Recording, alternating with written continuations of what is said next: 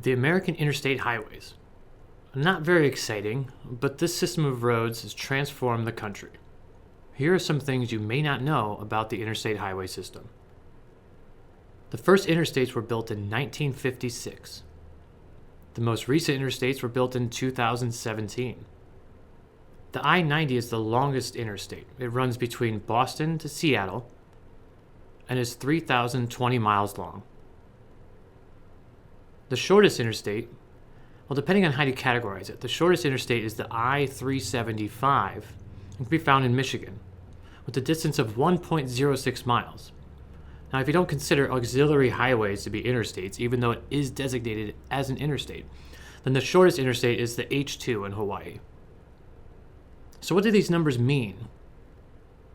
You have even-numbered interstates and you have odd-numbered interstates. The even numbers run east and west, whereas the odd numbers run north and south.